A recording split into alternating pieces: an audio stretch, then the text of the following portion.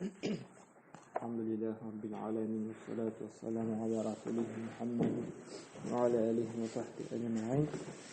عن أبي محمد الحسن بن علي بن أبي طالب صدق رسول الله صلى الله عليه وسلم ورحماته رضي الله عنه قال: حفظت من رسول الله صلى الله عليه وسلم دع ما يريبك إلى ما لا يريبك. رواه الترمذي. Bu hadis bizning Tirmizi jiltidagi sahih hadislardan endi Abi Muhammad al-Hasan ismli sahobadan rivoyat qilingan. U ayta: "Men payg'ambar sollallohu alayhi vasallamga shunday so'zlar yo'qladim" deydi. "Da ma yaribuka ila ma la yaribuk" deydi. Payg'ambarimiz aytdi, shiklangan aybirlaringni qoldirdi, shiklanmagan narsalarni ishladi. Ya'ni narsa degan so'z, agarda bizning ko'nglimizda biror amalga, biror so'zga shik tuaykan endi biz u amalni qoldirishga tiyishmiz. Nishak biz o'tgan darslarda kim shikni qoldirsa, u uning taqvoligi uchun, dini uchun, namusi uchun yaxshiroq. Akim endi shiklarni ishlay boshlay, u harom amalga tushirga mumkin deb endi. Menga nima misollar keltirga bo'lasin? Masalan, din ibodat masalasida eshitdikki, biror turli ibodat, shunday ibodat ishlasang, unda shunday ajr savob bo'lar. Masalan, yoki jannatda masalan shunday og'ash o'tirtalar senga, ham boshqa turli shunday ajr savoblar deb. Ammo lekin baribir ko'nglingda nimadir tinchlik bo'lmaydi. Chunki bu bir qachonda bu ibodatni, bu zikrni, bu duoni eshitgan yo'q menga shunday. Ham nimadir shik tuayndi. Mana bu amalni qoldirib turishga kerak. Tushungancha haqlik, ilm ahllaridan so'ragancha haqlik. Nashinab turibda shunday ibodatga, shunday zikrga, shunday duoga biror dalil bormi ekan? Alloh subhanahu va taolo Qur'onda aytdimi ekan, payg'ambar sollallohu alayhi vasallam yuratdimi ekan deb. Yuratdi, shunday oyatlar, shunday hadislar bor desak, bizning ko'nglimizda shik bita, bu ibodatni ishlay boshlaymiz endi. Nashushi shiklarni bitirgancha shunday ibodatni, shikli narsalarni qoldirib turaydi. Yoki masalan bir sonda ixtirom yuzidan bo'la ketdi deydi. Masalan, turli rizqlar deydi. Ammo rizq orasida masalan kalbasa bor deymi? Ham u kalbasaga yozilmagan halal deydi. Ham uni sostavini qaradi, unda do'ngiz itidagi bunday odatiy itlarni. Ammo lekin baribir ko'ngilingda shik turar, shulay. Chunki u kalbasa halal deb yozilmagan. Ham u qadam do'ngiz itida yozilmagan. Ammo lekin balki mana bu qolgan itlarda qush iti bo'lsin, manda sigir iti bo'lsin, manda sariq iti bo'lsin, unda halal bo'lmasqa mumkin. Shulay agarda bizning shariat qonunlari bo'yicha so'yilmagan bo'lsa, u it, u kalbasa bizga halal bo'lmaydi. Shulay bizning ko'nglimizda shik turar. Bu kalbasa menga halalmi ekan, yo'qmi ekan deymiz. Bu shik tu'di ekan endi bizga xayrliroq shu rizqni oshamishi qoldirib tursa endi. Chunki agarda bu shinab turib endi harom bo'lsa, biz harom oshagan bo'lamiz endi. Shunga ko'ra mana bu shikli narsalardan qoldirishga kerak endi. Ko'ngil tinchlangancha haqligini ham shulay payg'ambar sollallohu alayhi vasallam aytdi. Durustlikda tinchlikdir, yolg'onda shikli bo'ladi. Mana biz bir shin durustlikni silasak, ko'nglimizga tinchlik bo'laymi? Ammo lekin bir kishini xaylakirlarga, aldalarga tilaymiz ekan, ko'nglimiz tinchsiz bo'lmaydi. Shulay endi ko'nglimizda burchu bo'laydi. Ham mana shulay shikli birlarda ishlasak, mana shu yolg'on ishlagan kabi bizning ko'ngillarimizga tinchsizlik, nimadir burchu kirashadi endi. Shunga ko'ra mana bizning dinimiz o'rata shikli narsalarni qoldirishga, boratik shiklanmagan narsalarni ishlarga, bu bizning ibodatga da qo'g'ili, rizqlarga da qo'g'ili. Shunga ko'ra ata'am bir masalani unutdim. Narsa shikli masalan shik kirga mumkin, tahorat buzuluvi bo'yicha ko'p kishilar shunday so'rovlar, masalan oqshomga tahorat olib o'qidik, ham yastuni kutganda endi nimadir shik kirga mumkin. Shulay endi tahoratim bormi ekan, yo'qmi ekan? Bu vaqtda nima ishlaymiz? Biz bilamiz, tahorat oldik, onsi bizning isimizdaymi? Bunda bir nida bizning shik yo'q. Ammo lekin tahorat buzildimi, buzilmadimi? Bunda bizning shik tu'daymi? Payg'ambar sollallohu bu vaqtda shu yo'lni ko'rsatdi. Agarda shunday shik tu'aykanda tahoratim buzildimi, yo'qmi ekan? Agarda is chiqmasa ham тавыш чыкмый икән ди, бу вакытта синең тәһаратың була, сиңа тәһарат яңартасы юк ди. Асылда менә бу шикне кире кагабыз ди инде. Шундый кагыйдә бар: "Ал-якину ла язалу биш-шак" дип. Менә бу якин төгәл белгән әйбер шикле белән бетми ди инде. Монысы икенче кагыйдә, бу безнең шушындый тәһараткә бәйле инде, чөнки кешедә күп туа. Әгәр дә менә шушы төп-төгәл белмибез икән, тавыш чыктымы, анда ис чыктымы белмибез име, әмма ләкин инде акшам намазын анда укыдык, тәһаратлы килеш, тәһарат алдык, монысын точно беләбез, 100% диеп инде. Шуңа күрә менә бу шикле әйбергә без карарга тиеш түгел. Именно менә шушы мәсьәләдә инде, менә шушы тәһарат ни мәсьәләсендә инде. Теге калган әйберләрдә инде шиклене калдырырга тиешбез. Әмма ләкин менә шушы тәһарат мәсьәләсендә Пәйгамбәр саллаллаху алейхи исключение, искәрмә ясый. Әгәр дә инде конкретно инде тавыш ис чыкмаса, biz тәһаратлы килеш булабыз ди инде. Мен китабы барасы дигән бар. Яра. Һәм икенче хадисендә әйтә Пәйгамбәр саллаллаху алейхи вассалам: "Ан Аби Хурайра радиллаһу анһу قال قال رسول الله صلى الله عليه وسلم من حسن الإسلام مرء تركه ما لا يعنيه" ди. Бу шулай Тирмизи җыентыгында килә торган хәсән дәрәҗәсендәге сахих хадис. Абу Хурайра дигән сахабадан риваят кылына. Кеше ди үзенә кагылмаган нәрсәне калдырса ди, бу ислам диненең күркәм сыйфаты белән сыйфатлавы булыр ди. Нәрсә дигән сүз? Мәсәлән, бу әдәпләргә кагылышлы, без үзебезне шушы күркәм холык белән сыйфатларга тиеш булган бер хадис булып тора. Без үзебезгә кагылмаган нәрсәләрне кызыксынмаска калдырырга тиешбез инде. Шул вакытта без исламны күркәм яктан, теге гүзәл ягыннан сыйфатлаган, күрсәткән булабыз инде. Исламның яхшы күрсәткече үзебезгә кагылмаган нәрсәләрне калдыру. Мәсәлән, төрле хәбәрләр тарала, шулай бит инде. Гайбәтләр дигәндә кешене тикшерәләр, шулаймы?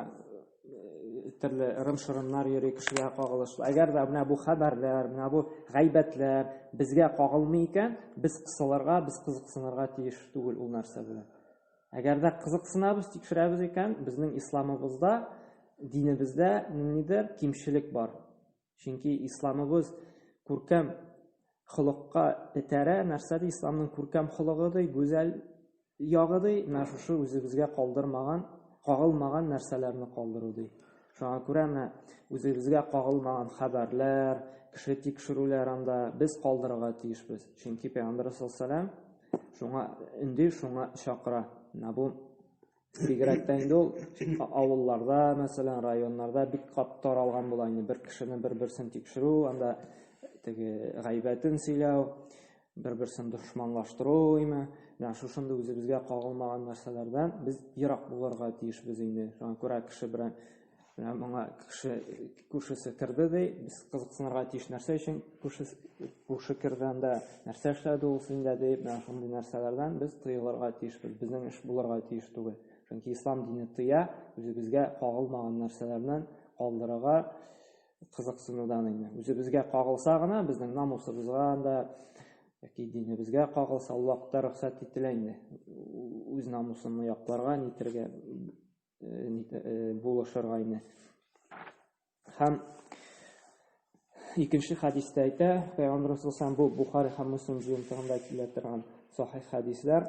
Ан Аби Хамзата Анас ибн Малик радиллаһу анһу خادم النبي صلى الله عليه وسلم عن النبي صلى الله عليه وسلم قال لا يؤمن أحدكم حتى يحب لأخيه ما يحب لنفسه دي. Bu Peygamber sallallahu aleyhi ve sellem'in hizmetçisi bula. Anas ibn Malik diyen sahabı rivayet ite. Biriniz de iman getirmezdi.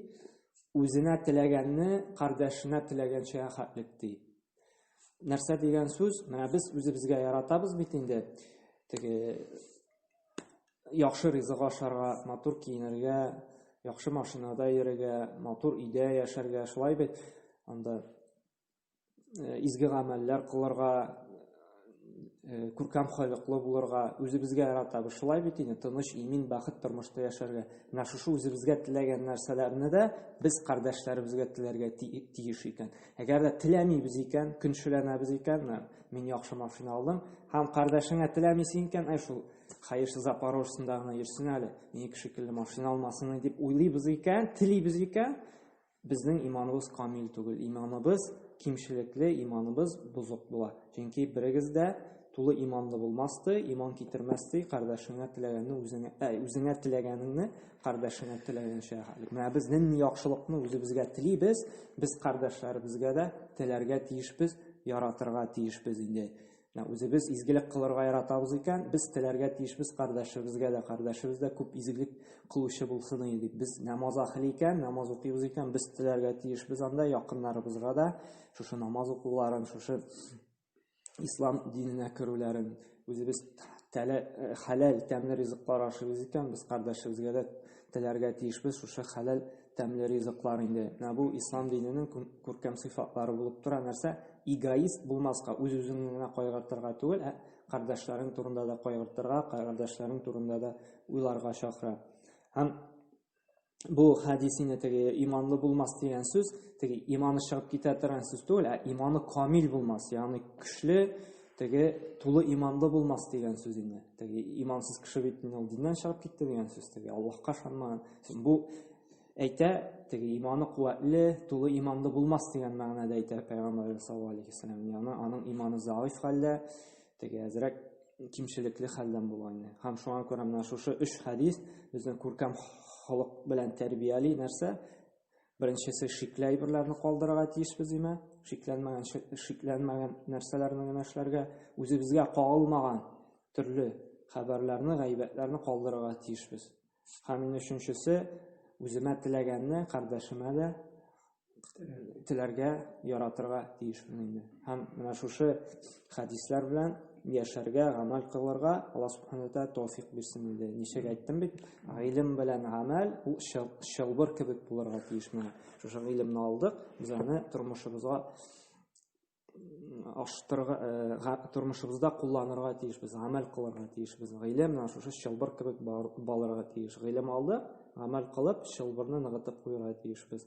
Әгәр дә инде гыйлем алабыз һәм аны калдырабыз икән, гамәл кылмыйбыз икән, моннан бернинди дә файда юк. Чөнки алмагач бит инде алма бирми икән, без ул алмачны чалып атабыз, шулай бит, аның файдасы юк. Аның урынына икенче агач утыртабыз.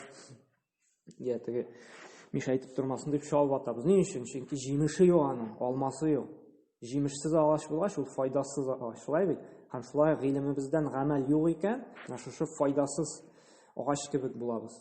Ягъни аның бер файдасы юк. Һәм шулай Аллаһның ачуы төшкән бәндәләре булабыз. Әгәр дә шушы гыйлем алып гамәлдә кулланмыйбыз икән, без Аллаһның ачуы төшкән бәндәләре булабыз. Фатиха сүрәсендә укыйбыз бит. Гайрил мағдуби алейһим ва лад-даллин. Мағдуб безне Раббым бер Аллаһ ачуын төшкән бәндәләреңнән кылмасаң иде дип һәр намазда, һәр Фатиха сүрәсендә сорыйбыз.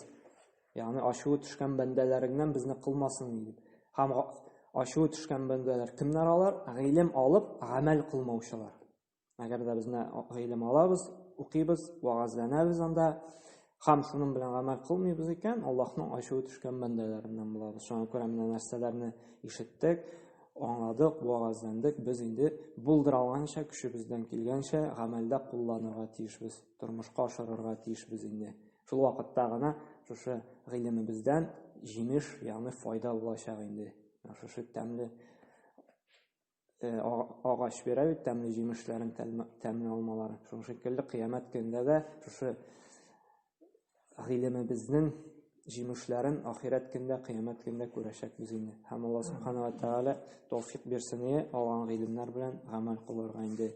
Гамәл кылу инде иң авыр инде. Гыйлем алу җиңел, әлхәмдүлиллаһ, укыдың, ирештирдең, сөйләдең, ансы җиңел. Әмма ләкин гамәл кылу ансы инде авыррак. Монсы теге һәр кешенең иманына кайтып кала инде. Иманы күпме рәвештә көчле, шул вакытта инде күбрәк гамәл кыла инде. Әгәр дә инде иманы заифрак икән, инде ул әзрәк гамәл кыла инде. Субханакаллаһу ва бихамдика, ашһаду ан ла илаһа илля анта, астагфирука ва атубу илейк.